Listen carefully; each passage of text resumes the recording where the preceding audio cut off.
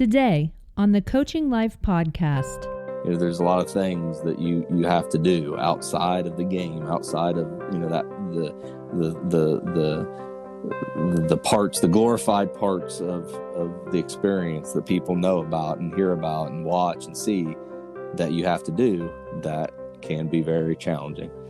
But if you love it, it's worth it. Mm-hmm. It's just part of it.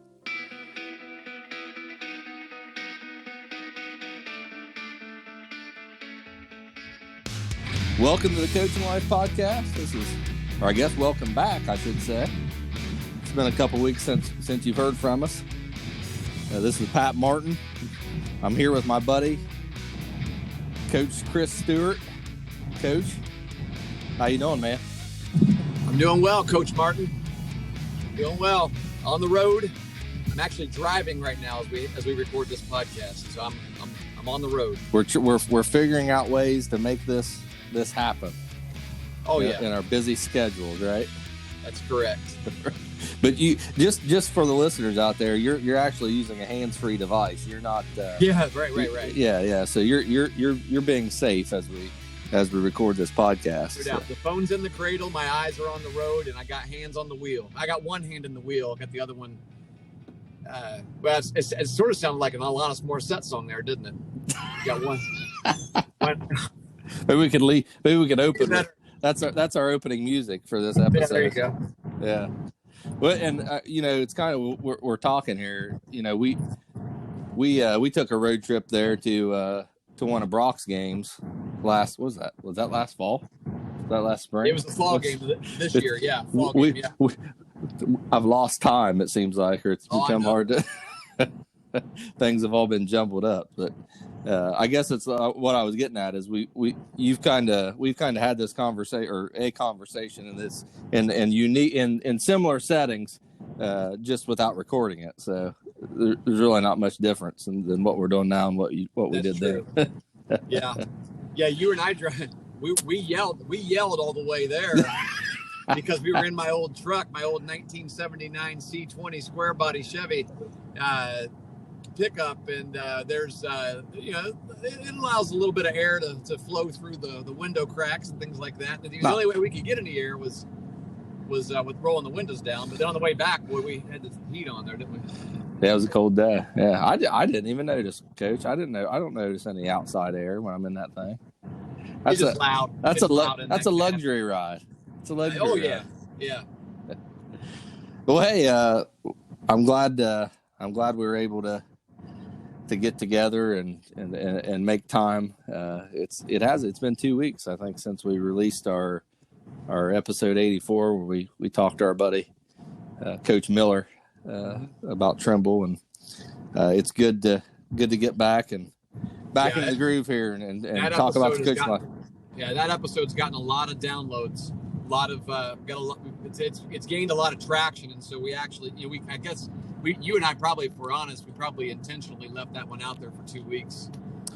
Well, we kind of did the same thing with our last two episodes, just because so many people were downloading them, so many people were listening to them. So we thought, hey, give everyone time to catch up. Yeah. I talk to a lot of people too that, they say, well, I'm 10 or 5 or 10 episodes back, so it might not be as pressing as it is in our minds to get these out every week right now, but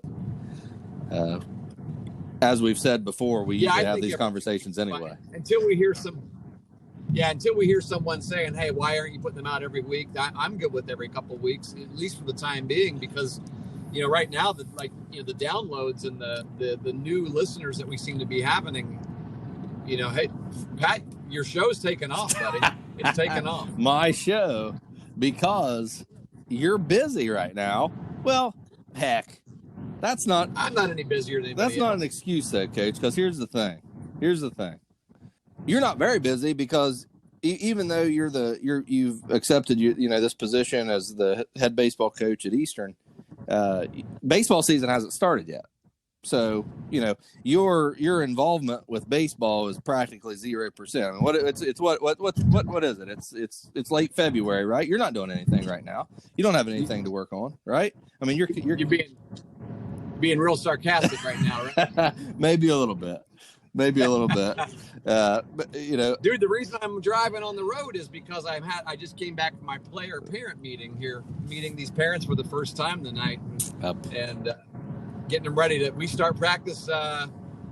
Tomorrow, which means as people are listening to this, it will be the very first day of high school baseball in Ohio. Yes, that's a good point. February 22nd. The Monday has arrived. Winter is officially over tomorrow.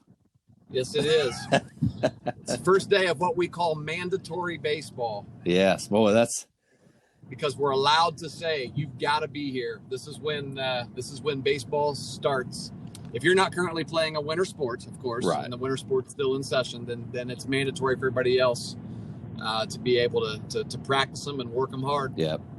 Well, and it feels good because I just coming in, we know obviously we're in a completely different situation last year when this the virus kind of was spinning out of control, and there was so much uncertainty and confusion around what was going on, and obviously a lot of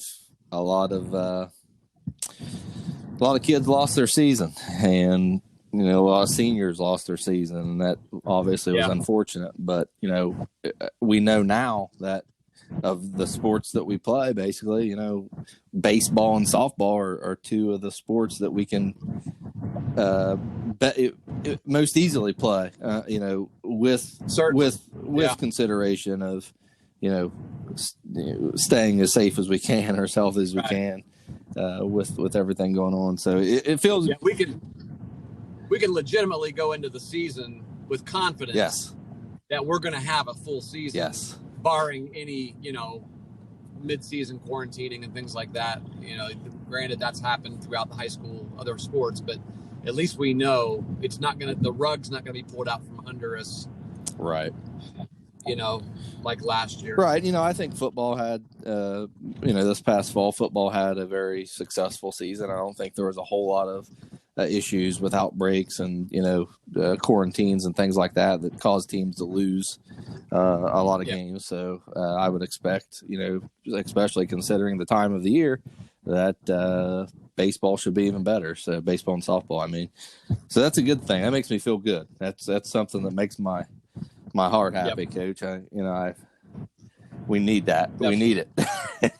Yes, we do. But the world needs baseball. Yeah, absolutely. Yeah. I wanted to, something just came to me the other day. We unfortunately wrapped up our junior high basketball season Saturday with a loss to the Eastern Eagles. Your new home there.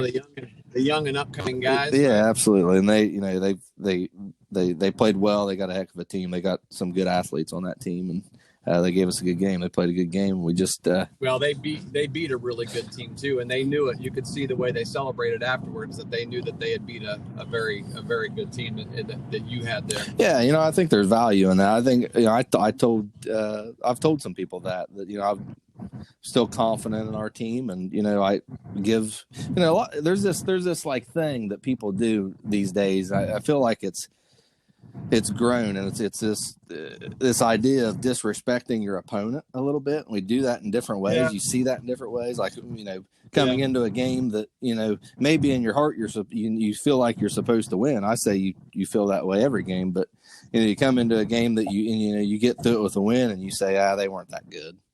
And I've never really understood that, because when you say things like that, you're discrediting what you accomplished. Yeah. So I'm about respecting your opponent. No doubt. And we did have a good team, but the point of me bringing that up is because these things, you wrap things up, and one of the things that we had to do obviously was you make sure we got all of our uniforms back. you collect uniforms, right? But something came to my mind as I was, kind of reflecting back on the basketball season, and it was just all the little things that coaches have to do outside of actually coaching the sport, outside of practice, outside of actually being there and, working on fundamentals and working on strategy and being in a game and managing the game, managing the team and encouraging the team, and, tearing down the team and building the team back up. All those things, I would say they're the maybe the more majestic things that people like to think about when you think about coaching. There's, for all of those things, it seems like there's probably 2 or 3 other responsibilities that you have for each of those that have almost absolutely nothing to do with the actual sport that you're coaching.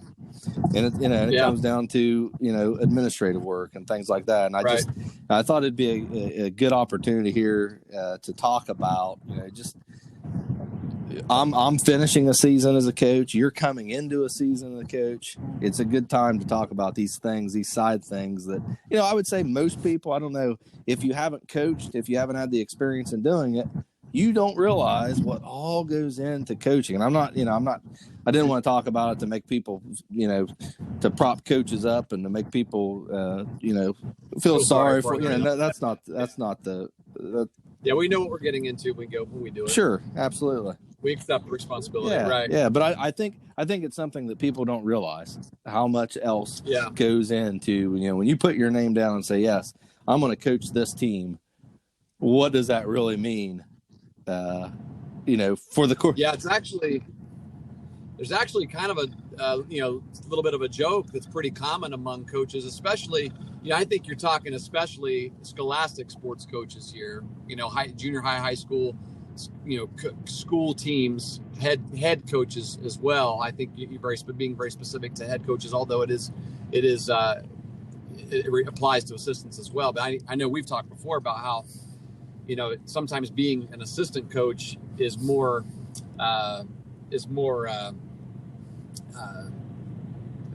what's the word I'm looking for? It's appealing. Yes. Because you actually do get to do more coaching and being with the kids and one-on-one and actually working with the kids, and you don't necessarily have to worry as much about the administrative part. Or I guess I should say it this way, if your head coach is doing a good job at being a head coach, then your assistant coaches can just flat out work, can focus on coaching.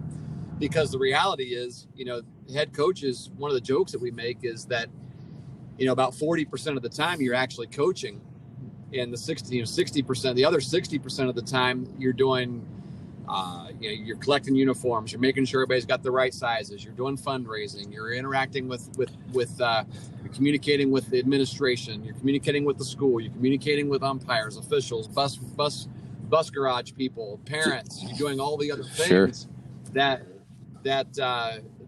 really kind of take you away from what you got into this whole job to do, and that is to coach the game.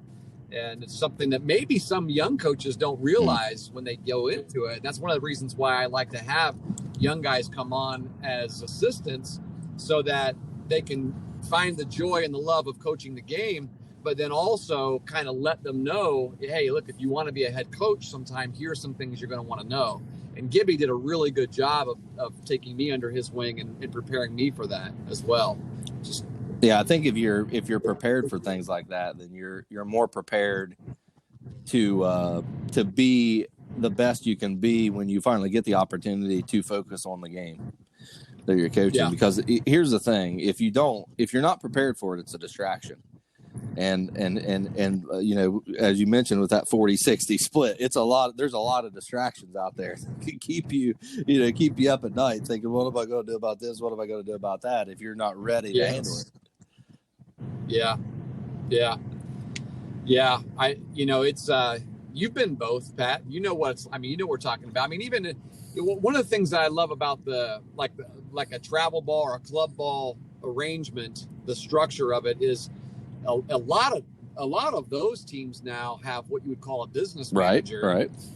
And where it does indeed allow your head coach to be a coach and to take on the team coaching responsibilities more so than what you have like in high school. In high school ball and school ball, that administrator, that business guy is the head coach, and he's doing all that paperwork. He's the liaison between the athletic trainer. He's the liaison between the athletic, director and the school, and if anything happens, and the teachers, and if anything's going on disciplinary wise, it's the head coach that gets all that. And it's like I said, it's a responsibility that you should know you're going to have going into it. If you don't know you're going to have that responsibility going into it, then you're in for a rude awakening.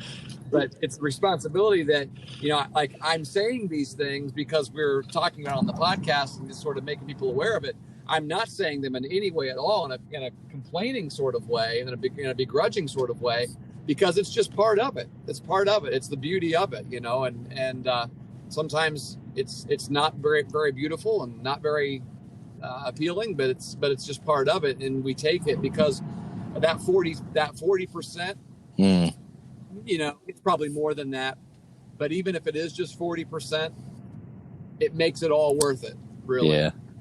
Yeah, I would say, there's that administrative work there, but something that I've really really touched me over the last couple of days, Coach, and really the last few weeks, because I knew that for this basketball team that we just came out of the season with, a lot of these kids, my son plays, he's an 8th grader. He a lot of these kids that he's been playing with since he was in 4th grade. And I've been coaching my son in basketball since he was in 2nd grade. So it's been, for me, it's been what I would say a personal experience. We've talked about this before, that as a coach, if you're going to be a great coach, you're going to coach people more than you coach players. I would argue that that's true. And I know that not everyone buys into that philosophy. I think it's true. I think to get the most out of a team, you have to treat them on a personal level. You're coaching them as a player. And so I'm not saying this to disassociate, being a coach of persons from the administrative work. What I'm saying is, a lot of people don't understand and don't recognize the personal connection that you develop with a group of kids that you've been coaching for 2, 4, even 6, 8 kids that come up through your program, kids that you've watched grow up, and maybe you've worked with them in camps, and maybe you've done some other things with them, and then you get the opportunity to coach them for a certain period of time. There's a personal connection there that develops. It's very hard. Yeah. It's very hard to let go of when it's time to let go. And obviously you hope that you have a relationship that you don't have to let go, but there's still an ending to it. There's still a realization. There's still a finality of. There's an ending to the context, to the context of what you're doing. Yes. Sure. I mean, the season, it's not just a season. This is it. This is the last time we're going to be in this context together. Yes, absolutely. And it's odd because, I've been a coach for a long time, but it's just been the last several years that I've had the opportunity to really coach kids for an extended period of time. And to be frank, it's the first time that I've really focused on that relationship, or focused on my players as people. There's this guy named Chris Stewart. He wrote a couple books that kind of helped me turn my focus away from the X's and O's so much, and focus on the person more than the player. And having that opportunity, that was a shameless plug for you, by the way. Having that opportunity has really changed my perspective. And sitting in the situation that I'm in right now, I recognize it. I'm here. I'm in a situation right now where, just like you said, yes, I'm going to be rooting for these kids for the rest of their life. And if they need something, if there's anything I can do to help them, I've told them, reach out to me, come to me. I'll help you any way I can. But at the same time, that's different than what we're doing right now. or what we have been doing. What we have been doing is within a basketball context, we've had goals, and we've had struggles and challenges and good times and bad times, and like I said, there's a finality of that, and we're being truthful about it, and not so soft, I guess. It hurts, it hurts to lose that. It hurts to say goodbye, and I've felt that.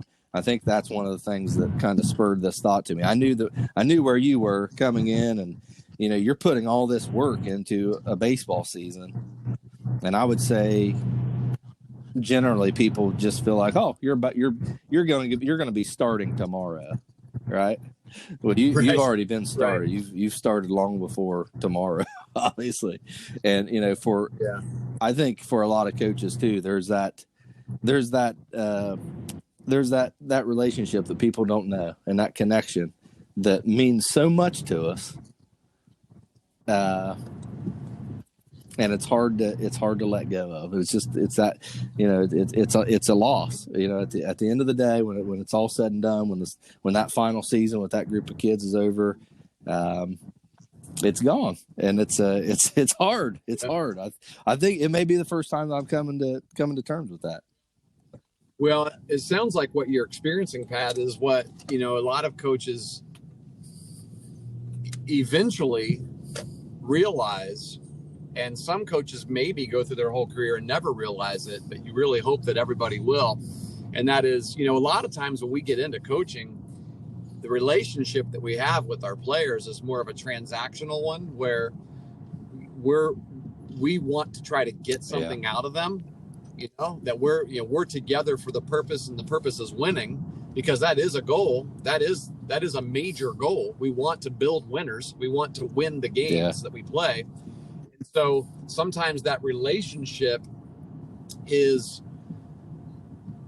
I don't think consciously, but subconsciously viewed in a transactional way.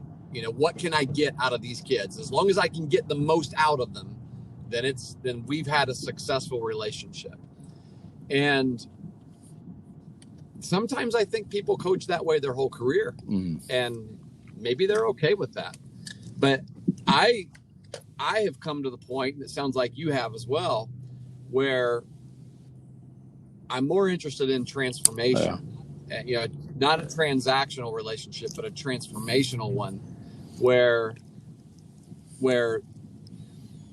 there is a longer lasting effect that I know that this game that we're playing, and this game that I'm coaching, and this person that I'm coaching can have, and he can have on me, and I can have on him.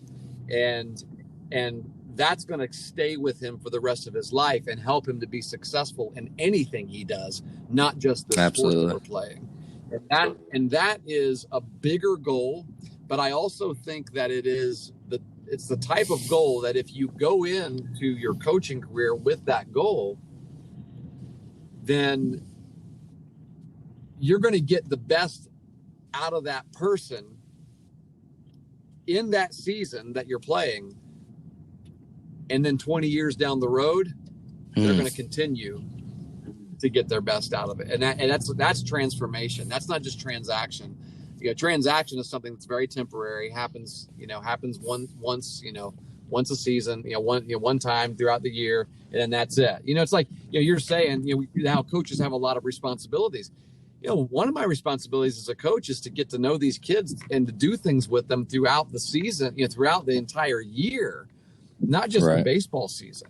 I'm not, if I'm a baseball coach, then what am I doing with them in the fall? What am I doing with them in the summer? What am I doing with them in the off season? What am I doing with them before they even get to me? Right. I mean, like when they're youth, and when they're in elementary school, and they're in, they're in middle school.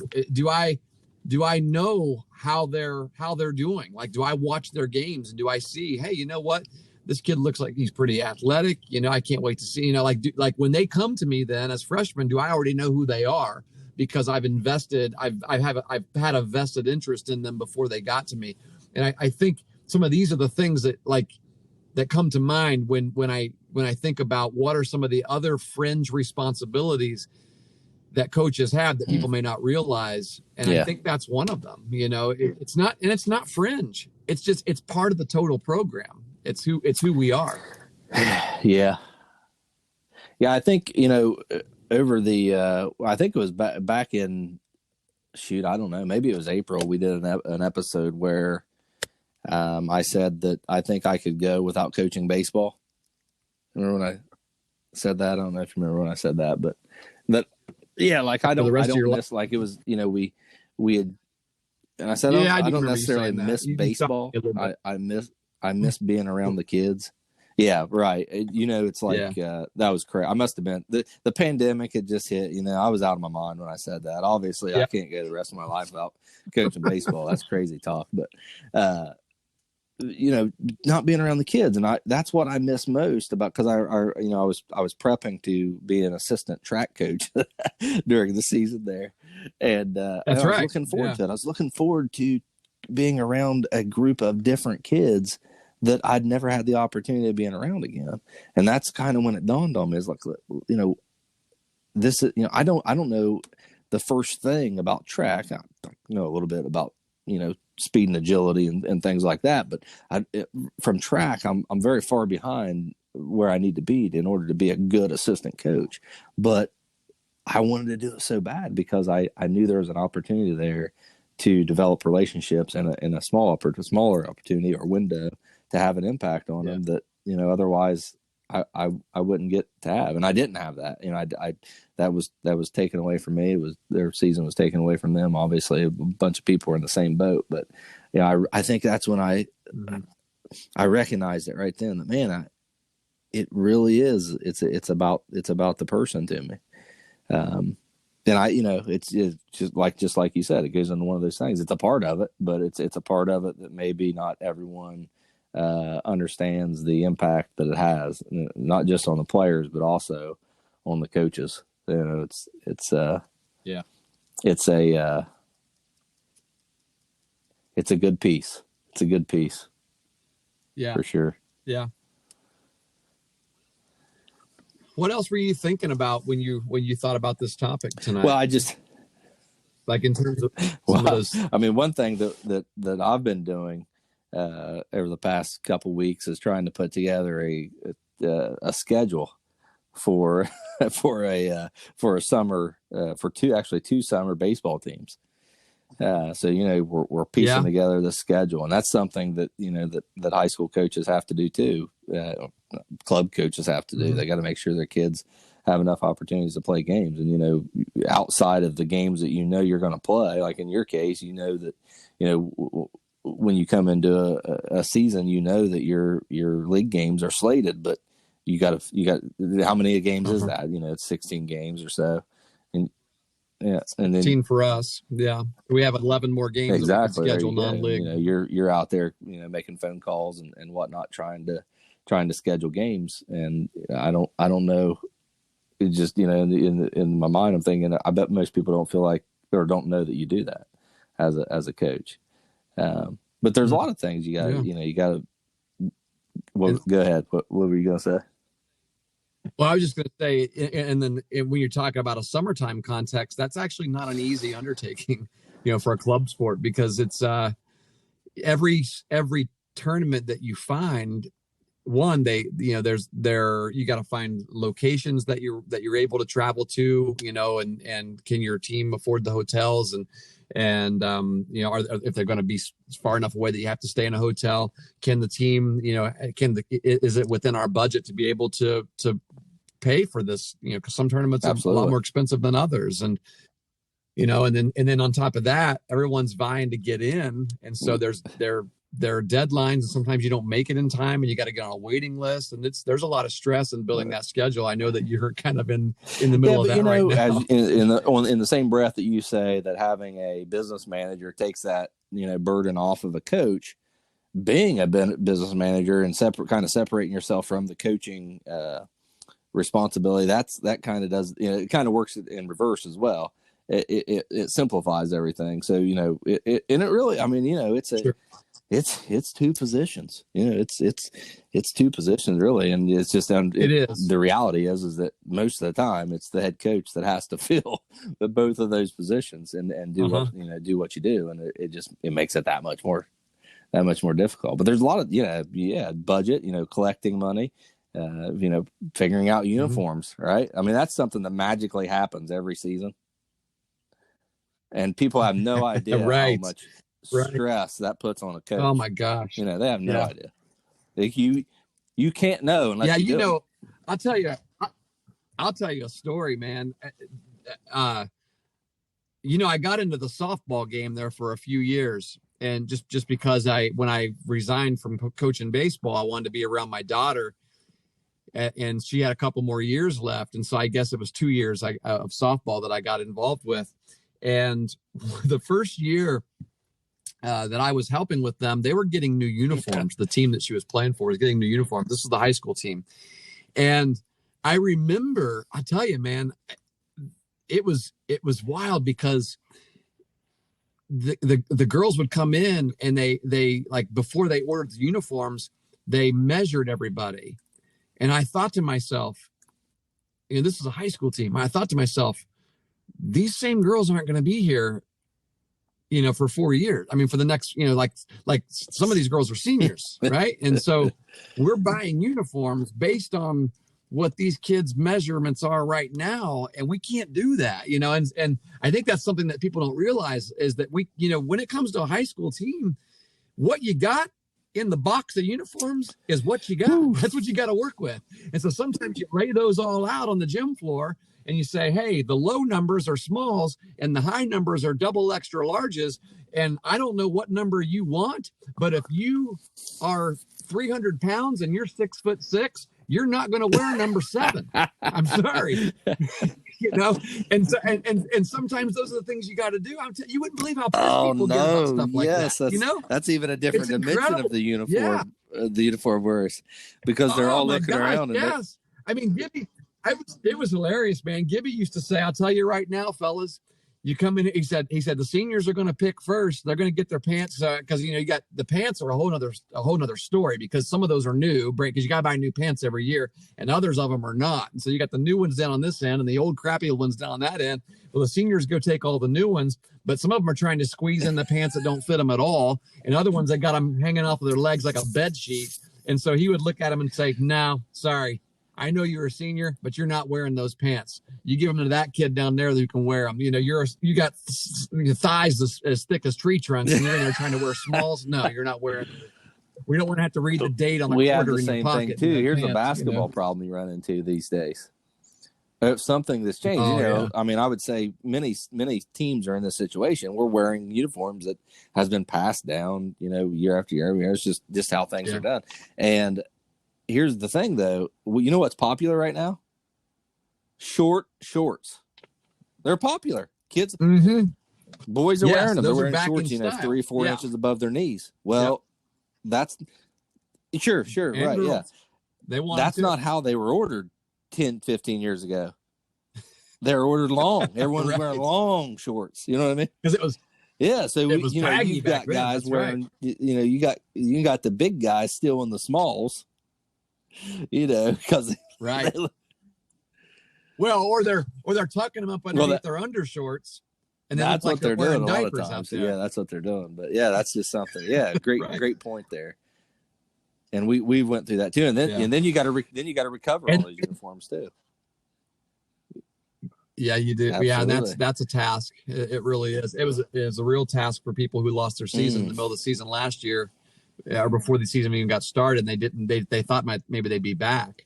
That's actually one of the questions that I had to ask over the past couple of weeks. Was I sent out messages on our team app asking who currently has uniforms in hand, because some of those kids that were that already had their uniform last year didn't get a chance to turn it back in, and so they still have it. We probably have a handful, I'd say 7 or 8 kids who have uniforms from last year. Are they returning on our high school team? Yeah. Well, that's they good. are. That's all right. Yeah. Yep. So there's a lot of things. Summer teams, you got to worry about insurance, right? Everyone has to have that insurance now. More and more as we go on. If you're not part of an organization that has it, then you should get it as a club team, right? For sure. To register in a lot of tournaments, you got to have that. You have to have fundraising's a big thing. I know fundraising's a Sometimes thing for everybody, really, because you have to have equipment, right? You have to have stuff to use in practice to be able to have practices, to be able to have efficient practices. And sometimes you walk into a situation you don't have those things, so you got to figure out where's it going to come from. And a lot of schools aren't able to to help a lot in that regard. So you got to figure it out. What are you going to do? How are you going to get? Yeah, where are our resources? We got to tap into those. Exactly. So there's a lot out there, and we've mentioned this. I'm pretty positive briefly in the past of just all the things that a coach has to do, not just needs to do or is expected. They have to do this in order to have a successful program. And they're things that never make it to the public eye. They're things that people have no idea thinking about. And when you think about an angry parent, the many reasons that they can be angry, they're in truth. I mean, this is I've been an angry parent before. I can say this without casting blame on other people. But a lot of the times, actually, most of the time, when a parent's angry, they're angry in the context of a single person. And a coach has to. A coach is trying to put together a season, concerned about a very large group of people. And there's a lot of discussion, and a lot of conversation that has to happen, not just with the people that are directly associated with the team, but outside the team. So it's just there's all these things we got to do, and we do it because, like you said, the 40% of the time is so worth it that the other stuff, Hey, here's another one for you, Pat. If you're a school ball coach in Ohio, or really any state, National Federation of High School Sports, whether it's junior high falls under that as well. Yep. In order to get hired by your school district legally, you have to take a number of classes, many of which cost about $200 right now. A little over $200 in Ohio. Yeah, when you add it all up, if you're a first-time coach, because I think that fundamentals of coaching classes is like $75 or something like that. So it ends up being almost like $260, I think. And people don't understand this. That's whether you're a volunteer or whether you're paid. And the majority of the coaches that are coaching your kids in school ball are volunteers, and they have paid. So they're not getting, they have paid to get to coach. They're paying and they're going through all this. And I'll tell you what, I'll just be really honest with you. I understand that stuff is, you have to go through that. You got to go, the concussion classes, the sudden cardiac arrest classes, all the CPR and the sports medicine, all that. It's necessary, and it's good stuff that we need to know as coaches. It's something that we shouldn't joke about, which I'm not joking, but I am saying this. It's a headache. It's a headache to keep track of it. It's a headache because the Ohio Department of Education website is not easy to navigate. Man, it's tough. You don't know what you have. And so it is. It's just not easy. I mean, it's like, how do I find my stuff? What do I have to do to be eligible? And from year to year. Yes, yeah. Can we just? And I finally was able to find a list that I could just print out and give to the guys and say, hey, here, good luck. Go to these websites and you'll be able to take your classes. But fortunately, at Eastern, where I'm coaching, the coaches there, if you're a volunteer, then the booster club pays for, or I don't know if it's a booster club or the athletic department, but somewhere there is a reimbursement for those classes. Legally, somehow they get it done, but it's basically saying, hey, we recognize that you shouldn't have to pay to be a coach. This is stuff that we should be able to take care of, whether through donations or whether it's the school's able to do it or not. But it gets handled, and that really, I think that should be the case everywhere. I mean, but it isn't sometimes, and sometimes people don't realize that, and sometimes if you're angry because your child didn't get in a game, you might be yelling at a guy that's out there who paid to be there. He's volunteer. You know what I'm saying? Like he paid to get this butt chewing that you're giving him right now. Yeah, that's true. That's true. Mm. There are many, many things, man. Many, many things.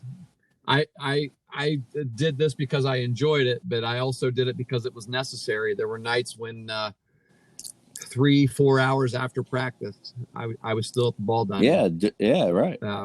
Making sure that's watered. A great point. You know, I was having a conversation with my dad tonight, earlier today, talking about the fence at Meigs High School, the outfield fence, and you know he was you know, asking me how long it was, and I told him that they'd made some modifications to it. They'd moved it in. He didn't know that they had, because when I was in high school, so 20 years ago, wow, that's stacking up quick. I was my dad was part of a group of people that helped work on that fence, and of course that project was managed by my coach at the time, which was Mr. Scott Geen, who's the superintendent at Meigs now. Yeah. He was the head coach, and you know, basically it was his project to kind of make sure it got done, and you know, he got volunteers to help work on it.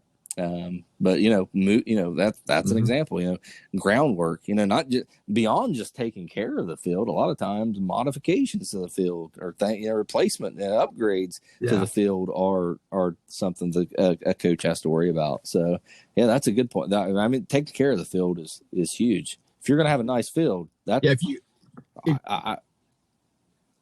Most places, and I would maybe even in most sports, I don't know. I mean, maybe football coaches don't have to think about this or worry about it, but most places, I think most schools, if you want something done on your facility, you're going to have to spearhead it as a head coach. You're just going to have to spearhead it, or it's just not going to get done. You know, because at minimum, you got to bring it up to somebody. You know, but I know that in the context that I've been in, not only did we have to bring it up, we had to find the people that could help fund it. We had to go out and find, get the donations. We had to get the people to help us do it. We had to schedule the time to go do it. We would go do it. A lot of times it's, the kinds of projects you're talking about when you're talking about sprucing up the field, you're talking about days and days and days in the fall, just doing that kind of stuff and getting it done. I mean, the fall for baseball is one of the biggest times of responsibility for high school baseball coaches in getting that field where you want it to be in the spring. It's got to be done in the fall. But again, and I'll say this again, I enjoy it. I love it. So it's not like I'm saying, oh yeah, these are responsibilities that are really a burden. They're really not a burden. They're just, if you are in it and but if you want to be a coach, then you got to understand. I think there's a lot of parallels to this discussion and, what we talk about as far as a high school athlete that aspires to play a college sport, and understanding that, when you go to a college team, it's going to be a little bit different than what you've experienced. And you have to have a special love for, what you do and what you're going in to do in order to be able to make it through, because it's not easy. But it's the things that are expected out of you and the things that you have to do are just part of the experience that you have to go through. And, I would say people that make it, people that go and play a college sport for 4 years or on a college team for 4 years, they'll tell you coming out, I really loved it. I would say, the majority of them are going to say that, because it's something that is hard to do if you, because you wouldn't have done it. You wouldn't have stayed. You wouldn't have stayed 4 years. The same thing can be said for coaching. Yeah. To say that it's not going to be easy is kind of cliche, but really, it's not going to be easy. Yeah. There's a lot of things that you have to do outside of the game, outside of that the parts, the glorified parts of the experience that people know about and hear about and watch and see, that you have to do, that can be very challenging. But if you love it, it's worth it. It's just part of it. And you love the Yeah, you love it. You love the game. You love the people that you're working with. You love seeing you love giving them an opportunity, the context to be able to just really enjoy it to the best of their ability. Then it makes it all and worth it. To add that personal aspect to it, I don't know that you can love it that much without having a little bit of appreciation and fondness for being around a group of people that are striving to obtain the same goal. I mean, that's woven into the fabric of the sport. You know what I mean? Especially when you think about baseball and softball. I mean, that's just it's part of the game, and you could say that for every sport. To be honest with you, most of these are they're team sports, right? Sure. And the things that we've talked about. Obviously, there's individual sports out there, but there is an element. There's something special about being a part of a group of people. And in our case, in your case, my case, being a part of a coaching staff that is over mentoring and involved with a group of young men or young women that are learning to be teammates, that are learning to be athletes, and that are learning to be good people, good citizens. There's something special about that. Yeah. And that's, to go back to what we were talking about earlier, I think that's the that contextual thought that you have when you know that with this group you're not going to experience that anymore. There's definitely a bittersweet feeling to that, and I'm not going to lie, I'm struggling with it. I've been struggling with it since yesterday, but it's painful, but at the same time there's a lot of good feelings that go into it, more good than bad, honestly. And a lot of the pain is good pain, I guess, if there is such a thing. It's there for a good reason. Definitely. Not good pain, but it's there for a good reason. Yeah. Well, it sounds like it's time for you to turn the page, put on your business manager hat, hang the coaching hat up for a minute, and put the business manager hat. You're going to put two hats on. You're going to help coach. You're going to be an assistant coach. Yeah, I am. I think I'm going to have some time here. We got junior high baseball starting, and Jake is going to play some junior high baseball, and Jeremiah is going to play a little bit of travel ball earlier. It's kind of the same during the same time frame. So I'm going to step away during that time and be able to float back and forth with your kids and try to enjoy both experiences. And then as we go on, I'll as we get into the summer, I'll step back put the coaching hat on. When the management job is mostly done, I'll slide back into coaching. How about that? Hopefully it all works out that way. So it sounded like we got people they're not going to realize this listening to the podcast, but we got disconnected there early on in the episode tonight. Yeah, one of my assistant coaches was calling you. Is that right? Get this guy to leave me alone. I don't know what it is. I told him. You better give him a call back. Then. I don't know why he's calling me now.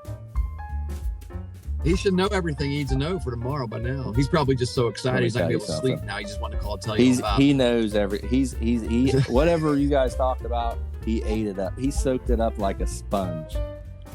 Oh, I know. He's gung ho, man. I love it. And that's it. Yep. That's the kind of assistant coaches you want. You want guys that just absolutely love it, eat it up. They're going to show up tomorrow with a lot of energy and a lot of positivity, and they're going to pour into these kids tomorrow. I love it. I hope I think he's behind 5 or 10 episodes, so it'll be a while before he hears this. Hopefully, Goss is there. That's right. Yeah. Yeah, we don't want him to get too big of a head. But I'll have to give him a call back. But it was good. It was good talking to you, Coach. Glad we were able to touch base. Yeah, no doubt. Killed 2 birds with one stone there. I made it home. I'm sitting in the driveway right now, ready to go in. We'll have to get this thing edited down. Put out episode. This is 85, I think. This will be episode 85. So we're chugging along. Daggone. We're approaching 100. So 15 away. We're gonna have to. have to come up with something big for that 100th It's going episode. to be hard Maybe to have a top very, some of the very things special that- guest on. or that something. we've had the opportunity to I some of the know. people, I guess, that we've had the opportunity to bring on. We've had Yeah. a lot of good ones, that's for sure. Yeah, it's been good. So we'll keep Yeah. chugging away. I'm glad everybody's waiting on us out there. If you're annoyed, you got to speak up. Let us know. Why aren't you putting out more content? If no one Right. says anything, then we know you're catching up to us. So we're going to maintain flexibility and not feel as much pressure to keep popping Right. these out as much as we do. But we like doing it. So we'll As long as we keep loving it, we'll keep doing Right, it. yes. Doesn't want. It's not going to be burdensome, right? Not a deal. burden. It's something we all love right, to Coach. do. Well, hey, Right good on. luck. Good talking to you. Good luck tomorrow. Have fun. Oh, we will. Thank you. All right, man. We'll talk to you later. Thanks Thank for you. joining us, everyone. Good talking to you.